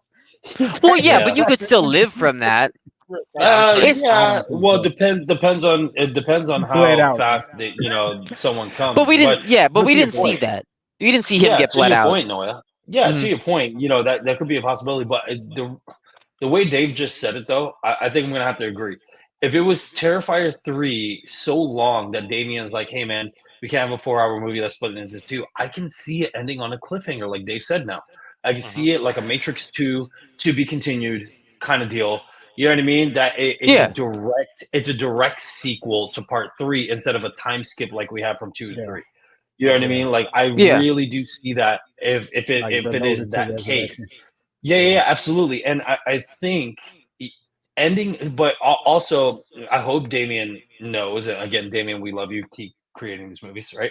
I think if he does know about the fall off of characters, it should end with 4. Give us some time in between. If you find anything else that could possibly be intriguing, then bring Art back, right? Mhm. But David Howard Thornton is fucking amazing at art, man, and I just Mhm. can't see anything else, happening with that. So it would have to be. I think Dave. I think you nailed it on the head. I would love to see that to be continued. 4 is a direct sequel of Mhm. 3. It's Yep. the big story of the finale. End it, and then after that, wait years if you come up with something new. You know what I mean? That could potentially link into the previous ones, makes sense, do Mhm. so. Yeah. But I think after 4 we need a break, because if not, it's going to be another Jason. Oh yeah, be like another I'm not Freddy. saying that I want to You know what I mean? see It's going to be back-to-back films come it's back. going to be another Michael Myers. Oh dude, no. Mhm. Because Yeah. again, we saw it. And then what I don't want to see with art. What I don't want to see with art is multiverse, kind of like Halloween is now. Because Halloween is a multiverse now. Mhm. Yep. Because when you see the multiverse of Halloween, you have the direct sequel X amount of years later with the 2018, and then Halloween Kills and Halloween Ends, which was, Halloween. The direct sequel was amazing. Halloween Kills. I love the kills a lot. You know what I mean? I don't really care for the story. Yeah, it was But then yeah. Halloween Ends was just trash. Yeah. and then you have Halloween 1, and then Halloween 2 as a direct sequel, and that timeline, and then you have Halloween, and then not the direct sequel to like 6 or whatever Dave said, and then that's the direct sequel. Like, I don't want to see that with art. I don't. I honestly, I really No, really it's don't. just just complicated and muddy. Yeah, yeah, absolutely. See, the My, beauty of I- it being independent with Damien, under Damien and Phil, even though Cinedyne, Bloody Disgusting, Iconic, whatever, is the studio behind it now, Damien and Phil still have the say so to end it where they want to end it. Love it. Unlike these big studio films like Halloween, where the producers got to say that Danny brought it up earlier with Halloween, and we'll talk about it next week about Carpenter and how he felt about the first 2 films and all of that drama and what he wanted to do with it. But it was it was the studio and Akkad, the producer, that brought Michael back for part 4. So and it was all about money and putting butts in seats. So that's why I'm glad and hope that Damien and Phil will be like, yeah, let's end it here, put it to bed. And like Danny said, maybe so many years later down the line, they could find a thread to connect it to the previous, films. So absolutely, and like I said, I can't wait till next week that we have this conversation and we rank our Halloween films. But John Carpenter said this with Rob Zombie. Obviously, there's beef between the two. Someone said what, and it's not true, yada, whatever. But when Rob Zombie allegedly, so John Carpenter, when Rob Zombie came to him, he's like, "Hey man, make it your own, but this is the vision for it." And he said when Rob Zombie went left field and made him a fucking gigantic man and stuff like that, he goes, "That's not the point of Michael Myers. The point is that he is the epitome of evil. He's the shadow that you don't see." That's why he said to his actor, "Don't make sudden movements." They had to do a bunch of takes, he said, because he wanted him to be that lifeless, emotionless character that doesn't need a backstory. He even said it. He goes, when Rob Zombie did a backstory, it ruins this character. He doesn't need the backstory. He's just the epitome of evil. He is the boogeyman in the shadows. It just happens, and which is true, like in our lives. Like, why do we need to give every villain a sob story or a backstory of why they're evil? Sometimes evil is just evil, right? And Did so he say I don't that want that. about Michael in the book though too? We'll talk about it next week because we we'll talk about it next week. No, but my point is to wrap this up so Dave can go. Honestly, it's the same thing with art, right? We don't have a backstory. We don't have anything. He's just this evil individual, right? Because he was human. Yep, he was human before he got resurrected. So the thing is, I don't want this to prolong so much that we either have a multiverse or we have a sob story that Art was a good guy and he was down on his luck and all this bad stuff happened to him. That's why he turned evil. We don't need that shit. We just don't. So I would love for Damien to end it on 4, like you said, Marcus, and like I said before. And then if in the future you find a thread of a resurrection, like Jason 6 or some dumb shit like that, to make sure that it appeases the fans. That's it. But by the way, him on Call of Duty as a villain was incredible. I saw that announcement. Oh my god, dude, incredible too. Like when was the last time that we had horror villains in a big franchise in video games to be the main icon? Wow, Fortnite. Beautiful. We need them in Mortal Kombat now. Right? Oh yeah, Mortal Kombat. We need them in Mortal Kombat. So I had one more prediction, which was that because she's going back to the beginning, which means she's going back to the ninth circle. So to like emphasize on that, I believe when she goes down to the ninth circle, that we are going to see the disciples, multiple, not just the one with like the metal face. I think we're gonna see them. Think we're gonna see multiple disciples, and I also believe that we're setting up for the demon from All Hallows Eve, from the first short story. I think we're setting up for that one, and to since I just had a thought in my head, to another way to end part 2 or part 3 on a cliffhanger. She gets trapped in the ninth circle, and Jonathan is trapped with Art. And then you see what happens in 4. So she's trapped in the ninth circle with these guys, and she still doesn't have her sword. I don't think that we get a major fight. We might not get a major fight scene. I think that we might get these characters just getting absolutely slapped around every single scene. Because that is kind of what happened until right at the end of Terrifier 2 anyways, right? Like she gained this heavenly power or whatever with the sword right at the end, and then she took over. But up until that point, she was really just fighting mainly defensive and then sometimes offensive to get away, not to fight back. So Art really had the upper hand in most of the physical confrontations. So to see her get trapped in the ninth circle at the end of 3, I think that would be something really interesting. And Yeah, like I to said, I want piggyback Dave to off go that. because Dave didn't go yet. So I want to just add this, and that's it. I'm done. If Alright. that was to happen, Noah, if that was to happen, Noah, to be honest with you, this is my evil side coming out because I love evil horror shit. Like I said, me and Dave have many talks of different horror films. Then there have to be a bunch of torture scenes. Well, yeah, There have to be. Oh yeah. Mainly, like maybe have her finally like giving up. You know what I mean? Yada yada yada. If that's the case. But anyway, I'm done. Dave, go ahead. All They can right, so always I bring the piggybacked rack and back. added. Bring Oh, who go back? ahead. Answer. No, I was saying they can No, no, always no. bring the rack back from the Ninth Circle short film. Yeah, the yeah, one yeah. that had the girl tied up on. Yeah. All right, Dave. Now Let me hear yours. Come on. so I've been kind of piggybacking and throwing my predictions in there with the 2 timelines and with Jonathan dying at the end. So just to add to the 2 timelines and to kind of pull Noah's point in there too. So when she's going back to the ninth circle, what I kind of feel like she's doing is she is kind of like in a dreamlike state because we've already introduced that, and she's following her younger self into the path to discover what had happened in the past. So she's going to see this world discovered. She's going to discover her father by following that little girl who's really her, and then she's going to start to learn everything that's happened. Interesting. And I think that happens I think that maybe happens close to the end, right before Jonathan kicks the bucket, and then we see a fight scene, and that kind of just where it kind of ends off for that next film. Nice. I like that. Yeah. Do you Now, think? what I'm Do you trying to think figure her? out is Sorry, Dave. Do you think her doing this discovery though of like I guess detective work? Do you think that it will get into Noah's point that she has to defeat each demon through each ninth circle and all this jazz? Like, what are you thinking?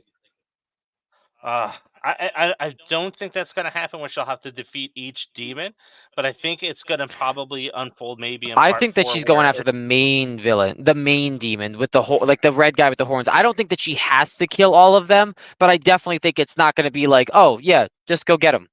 well, yeah, that's who's probably possessing Victoria, and that who is Yeah. possessing the little pale girl. So you're right, where I think she'll have to defeat that main demon, and I think what we'll see is maybe the other demons kind of revolt up and it's like, oh, okay, and they You know, pull it'd be them back really into it. interesting is if they did somehow tie it into All Hallows Eve, and then that woman in the first scene when she gets abducted and you see what's about to happen to her. What if that little pale girl is in somehow related to that scene? True. Could be. I like that. Because that was You know what I would- like a demon breeding ground. Like that's what it was. So it's not unsafe to say that little pale girl could have a connection to All Hallows Eve if they decided that it's like, hey, well, we're gonna bring those elements in. But that is a stretch because I don't think that it's officially connected at this point in time. No, but it's not. Yeah. to somehow connect the little pale girl to the ninth circle in like the breeding way, if they do bring that back into the story, that is, I don't know, maybe something there. I still like the You know idea what I of like? the little pale girl possibly being the little girl that they mentioned in part 2. Yes. Yeah. You know? Yeah. I do like that. Yeah. But you know what really tripped people out? Mhm. Honestly, I think it would be pretty cool that All Hallows Eve is actually the last film. Yeah. you never You see what I'm know. saying? Like Yeah, all you this never is know. a prequel. All these films are a prequel to All Hallows Eve, and art is still art, and just fucking terrorizing people. That would be. Well, we explored a theory on the channel that there's 2 clowns in the universe because we have Sienna's father is the human version of that clown, and he he was maybe pulled into the cult, and he was the person that was collecting the girls and bringing the girls to be Ooh. sacrificed. And then Ooh. eventually he starts to go crazy, and he's like, I got to Mhm. stop this cult, but he's killed by the cult. And then we see the demon version of that character arrive, which is a separate I like character. that. Dude, that would be so fucked if Art was their dad. Yep. You wouldn't That'd it? be I so started to, fucked. I also had that thought at one Oh, point too. I that'd be started to so say that fucked. had they not shown what their dad looked like in part 2. No, of course. You But what know? I'm saying is, could you imagine, That would like be David's cool saying, though. Yeah, like David's that saying, could would you be cool. imagine that all of a sudden, he was dressing as Art as, this happy-go-lucky thing that he did for his kids and yada yada, and all of a sudden that's him demon Yeah, reincarnate that Art is their dad in the end? Jesus Christ. Yep. That'd be ugh. Talk about Ugh. well, and here's what the great thing is, that Sienna's character is so grounded in the real world with how somebody would be going through and feeling. hmm Can you imagine the emotional trauma that would have at the Oh, end of 3 to bring you into oh 4, yeah. right? Oh hmm yeah. So Yeah. that's what I The love last about this line character. of part 3 is, "Dad." Yeah. Oh my Done. god. End Yep. credits. Oh. Yep. It's Yep. like, you motherfucker. Yep. When's Yeah, the like fourth one coming out? she's beating his ass, all this jazz, and the makeup comes off, and it's her dad. Oh, Yep. It Peter, would be stop! It's me. it would be the biggest thing in cinema history since Yeah, Star it would. Wars. Yep. oh yeah, Yep. oh yeah, yeah, Yeah, yeah. it would. Oh, that's beautiful. I love these theories. Oh, beautiful. Yeah. Plus, it'll just add to like why he went after the two of them anyway. So Mm-hmm. Mm-hmm. yeah, Or Yes. I don't think this would happen, but if we were to Mhm. go down that route, it's if we're really because it really starts to line up to Star Wars when we're thinking about it, right? The little pale girl is the Emperor directing Art, just like the Emperor directed Darth Vader. And then we get in 4, and Yes. he's like, "No, I can't do it anymore," and he has his Nah, redemption at the end, no, I but don't he want still that. gets No. killed. I know, Yeah, that'd be not for crazy. Art though. Not for Art though. Yeah. No. What I would He just love goes from though. brutalizing people for 3 movies, like, no! Yeah. No. Throw a little What I pale would girl down a love, though, chimney. No, but what I would love though is this. I don't know if any of you guys played the video game, but Revenge of the Sith for the like PlayStation 2 or whatever, PlayStation. you had a what if, right? And it Yep. was what if Anakin won. And Yep. so what happened is he jumps over Obi-Wan, he kills Obi-Wan, and when the Emperor comes, he kills the Emperor, and he's like, "This is my empire now!" Like Yep. he's the big bad.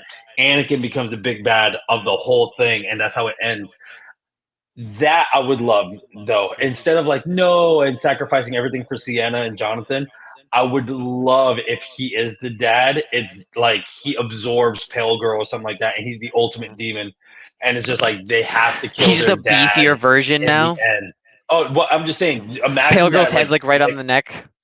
dude. But imagine what Dave said. It's if it is their dad, the emotional turmoil that you would have to go through. That it's your dad, but now you have no choice, but you have to kill your dad. In the So end of 4. are you saying Oh. that in this time, in your like wants, this is the end of 4, Yeah, No, yeah, like and then they just end it and Art wins? no. Like in part 3, he wins, right? Yeah, They find out that's their dad, right? yeah. In 4, they have no choice. There's no good in him, no nothing. It's just pure evil, and they have no choice, and they have to fight through the emotional turmoil that they have to kill their dad. Dude, Yep. that is so. Well, you could always go down the route, because when we were talking about Terrifier last week, we were talking about how he was abusive and an alcoholic. What if the hero goggles they see him, envision him as, was just from childlike wonder, right? They just don't really see that he was never a good Mhm. person. Yep. And it's like, oh Yes. shit, he really was just this person. He was always this person. Yes. Now it's just amplified. So Yep. that would But be again- very interesting. It's like he never gave a shit about Sienna and Jonathan. He killed himself on purpose to become what he Yep. is, which is an ultimate killing machine. And then when the little pale girl who's pulling his strings, he's tired of her. So he absorbs her, as you're saying, becomes more powerful and more evil. And then it's like, well, and now we get this realization that he was just terrible. And if he kills Jonathan before she has the realization that Art is her dad. I got it for you. So we see a little callback to Terrifier 1, Yeah. where Art is Okay. with the baby doll, and Emily's mom is out there trying to convince him to be good and stuff like that, and he starts to break down. This is what we would see at the end of 3, right, where we have the realization that this is dad, and Jonathan's talking to him. It's like, oh my god, your pictures, I seen all this stuff, and he's breaking into Art the Clown. Art's like playing into it just to sucker him in, and then Kills kills him. him. So he thinks he's turning Art good, and only gets killed by it, and that's where we get our ending. Oh yeah, Mhm. amazing. You know, That's an one amazing. thing. I love that. Now, this might be reaching and selfish of me, but I would love it if Art or if Damien pulled a Nightmare on Elm Street, where he has the little pale girl or Victoria kind of torture Sienna and Jonathan, where like they're in hell or whatever, and their mom makes a return, or Brooke makes a return, or Okay. Allie makes a return, What? or even Tara from Terrifier 1 made a cameo. You know what I mean? Like Yeah. in hell though. You know what I would In love? hell. No, You know. if to Noah's point, if Art was to turn, and not we're not saying good, but if Art was to turn and kill those demons to be even more powerful, oh my god, that would the be entire awesome. ninth circle. Oh yeah, Mhm. yeah. It's like he's like, I'm nobody's puppet. You know what I mean? Like everyone's getting it. Rosewarne. Everyone's catching these hands. I ain't no Oh, yeah. puppet. I'm a clown, Everyone- and that's the only line he Exact- gets throughout the entire franchise. Dude, I was about to everyone say that's catching the the only hands. thing he ever says. Yeah, everyone's catching the hands, dude, and everyone gets killed. And Art is the demon supreme. You know what I mean? Like, oh my god, demon supreme. That he's the guy. You know what I mean? That would be cool. And then everyone would think, oh my god, he's trying to save his children. Nope, nope. He just He's He's wants like he's to, he covered in is- demon blood, and he's just sitting there. It's like, wait, did he do it? And then he just looks up. It's like, oh shit, it's gonna be Mhm. worse now. Mhm. It's funny you say that because we're all comic guys, but Yep. that was actually a storyline for Clown in the Spawn series. Where Spawn was Oh, that's trying right. to take out the devil. Yeah. Damn it! So honestly here, so I got 2 questions. One of them is something that Marcus kind of called out, right? So first question is Brooke. Brooke is in the trailer, so we see her coming back. Yeah, My- I did notice that. My question is it a part of Sienna dealing with the anxiety of what happened years earlier, and as the murders start to happen, it starts to trudge up all of her memories? Or are we seeing Damien pull from his horror Oh. knowledge, and we're seeing something very similar to American Werewolf in London, where we have her dead friend coming back to kind of warn her that something's coming, and maybe even saying, look, Sienna, if you kill yourself, it all ends. Art goes away if you die. You need to die, or it That's cool. never ends. Yep. Yeah, that's I what I like was that. saying with the whole Nightmare on Elm Street thing. Like whether it was Brooke or previous characters from the movie, like giving her warnings. You know what I mean? Yeah, I like that concept. But I think I will want to tread back into your original statement, Dave, of the 2 different timelines that Art has been always around, Mhm. even when you know what I mean. Like, and they never noticed. Mhm. Mm-hmm. I think I would like that more. That Yeah. he's always been present, always, you know what I mean, been around, yada yada, and then that. But to have that concept of like friends warning them, like, hey, this is bigger than you think it is. I Mhm. think that's pretty cool too. Yep. And then And- now, if you go that route, that explains why the mom is so mad and wants to be done with the husband in every asset. Yeah. Like, I don't want to. You think she knows? Nothing. In some she would know. capacity? I think she would know. Yep. Well, you could be that. Maybe the father is Art Hmm. in that Santa Claus outfit, so it's like, I don't know. But I mean, we'll see. But Or Who knows? because they said dad killed himself. yeah. What if it's a tie into Terrifier 1? Because Art killed himself, Oh shit! Oh my God! Look at that. That is genius. right? So That what is if genius he was right abusive? He was a serial killer for real, right? Always dressed like that, yada yada, killing people. Mhm. And then in the end, he actually killed himself, and that's And the mom knew, but the kids Sorry. didn't. Yep, and she made the story Yes. up that it was the car accident. Yes. Holy shit! Did you just Yes. crack it? Did you just Maybe. crack it? Maybe. We'll see. Damien, if I cracked it, please hire me. Damien probably see this. Oh, y'all so way off. Yeah, right. You just see him enter. You see him enter in the live stream. Haha, no. No, or he's just probably Now, like, these what- dudes are crazy. What?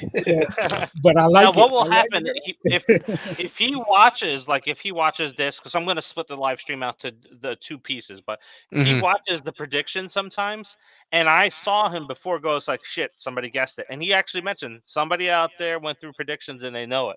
So he'll actually plot that out there too. I And hope that's so. yeah. Listen, I hope he doesn't say someone gets it. I hope he says Danny got it.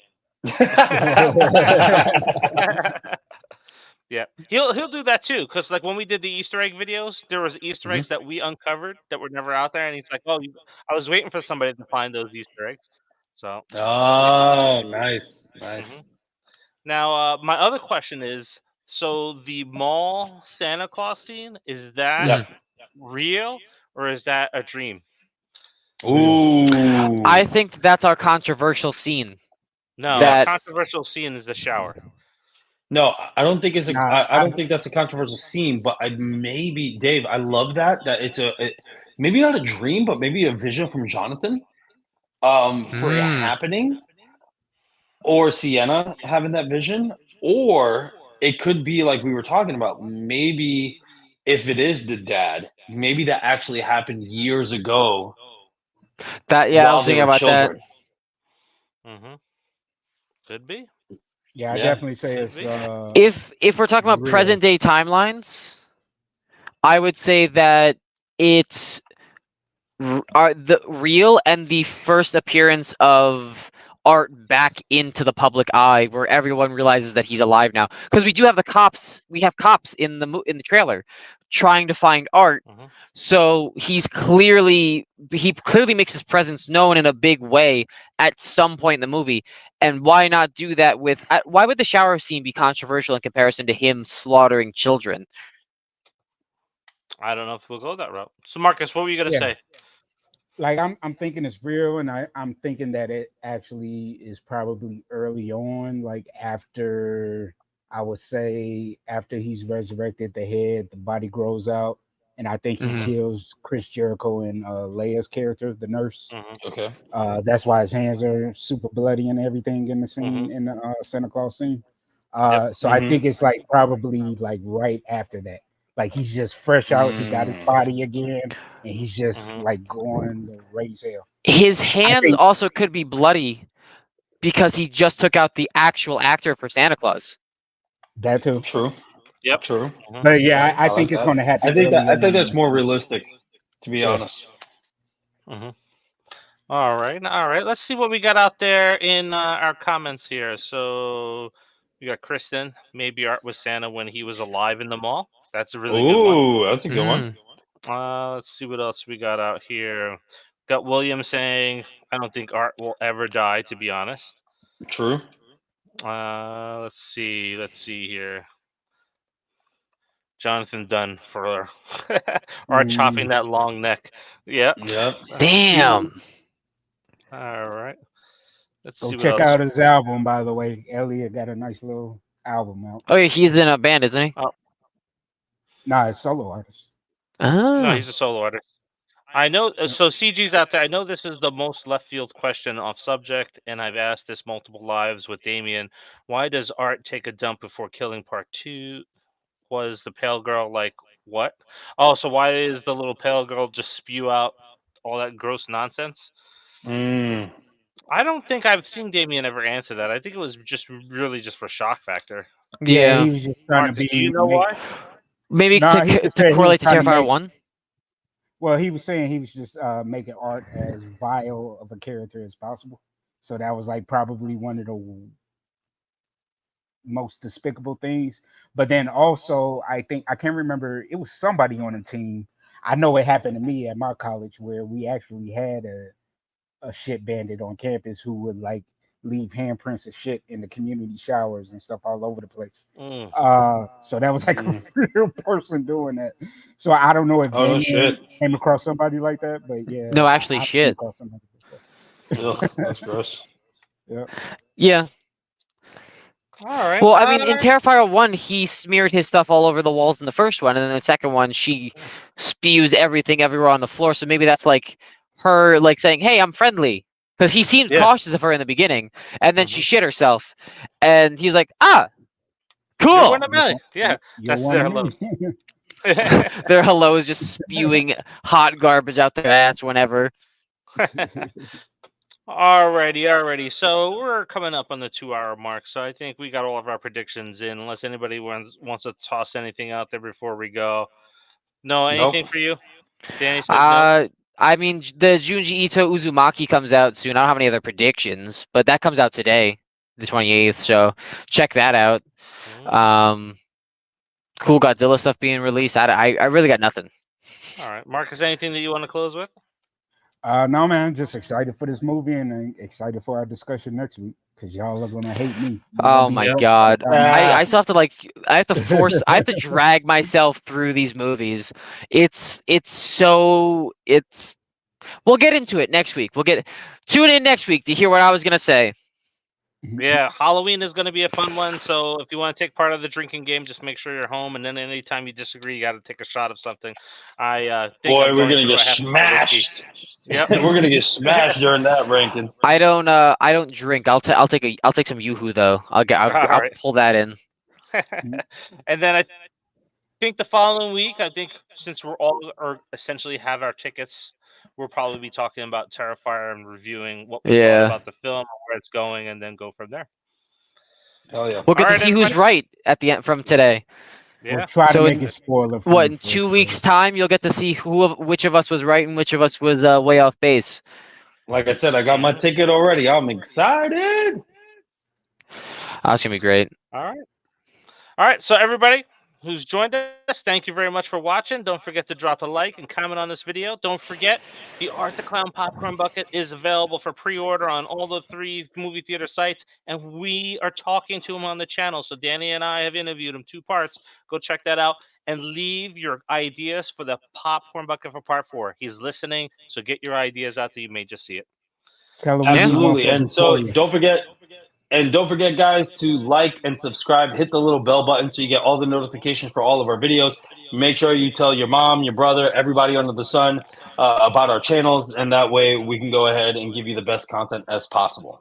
Yeah, just make sure you tickle that bell a little bit. Tickle our bells for us. We really need that bell tickling. Yep, and then me and Marcus will have some news coming soon about something else that we're kind of working on. So, yeah. Talk to you soon. Yeah, so without further ado, peace. Peace. Oh my god. Ugh! This chair is really, everything's riding up.